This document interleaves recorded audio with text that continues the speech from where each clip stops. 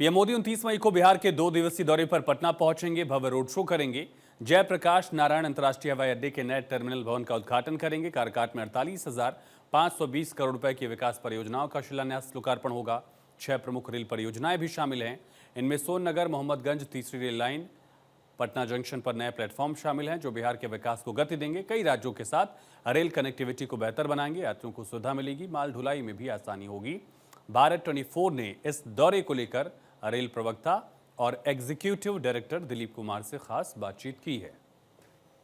प्रधानमंत्री नरेंद्र मोदी बिहार दौरे पर जा रहे हैं और ख़ास बात यह है कि रेल नेटवर्क को लेकर के एक बार फिर से बड़ी सौगात मिलने जा रही है।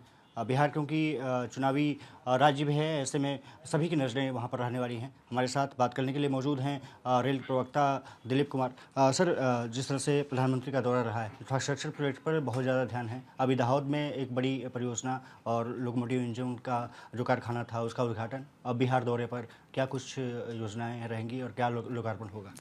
पूरे देश में रेलवे के नेटवर्क को मजबूती प्रदान करने के लिए भारतीय रेलवे की टीम लगी हुई है और इसी श्रृंखला में कई परियोजनाओं का काम चल रहा है और कई महत्वपूर्ण परियोजनाएं बनकर के तैयार हो गई हैं। जैसा कि आपने कहा, दाहोद में हम लोगों ने इलेक्ट्रिक इंजन, जिसमें कि 9,000 हॉर्स पावर के इंजन बनेंगे, वह प्रोजेक्ट पूरा हुआ और माननीय प्रधानमंत्री जी ने उस प्रोजेक्ट को लोकार्पित किया है। इसी तरह से बिहार में भी कई परियोजनाएं पूरी हो चुकी है और कुछ नई परियोजनाओं का शुरुआत करना है।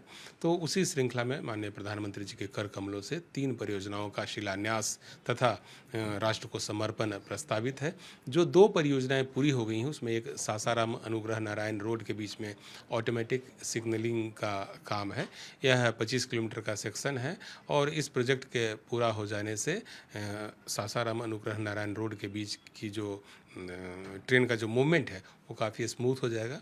इन्हेंस्ड सेफ्टी फीचर के साथ इस ऑटोमेटिक सिग्नलिंग सिस्टम को लगाया गया है, तो निश्चित रूप से इससे सेफ्टी में भी सुधार होगा और पंक्चुअलिटी में भी सुधार होगा और अधिक संख्या में गाड़ियों का परिचालन कर पाना संभव हो पाएगा।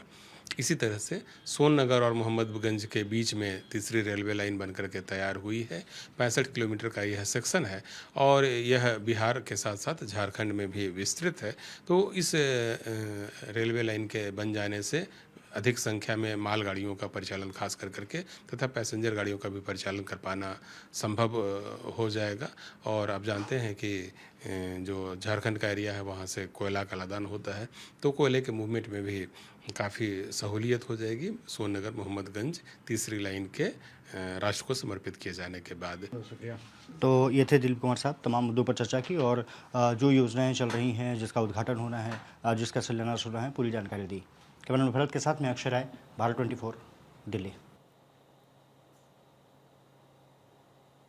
तो कल शाम को पीएम पटना पहुंचेंगे। जयप्रकाश नारायण हवाई अड्डे के नए टर्मिनल का उद्घाटन करेंगे। वीडियो कॉन्फ्रेंसिंग के जरिए बिहटा एयरपोर्ट के नए यात्री टर्मिनल की आधारशिला रखेंगे। बिहटा में कल के शिलान्यास कार्यक्रम की तैयारी जारी है। लोगों के बैठने के लिए पंडाल बनाया गया।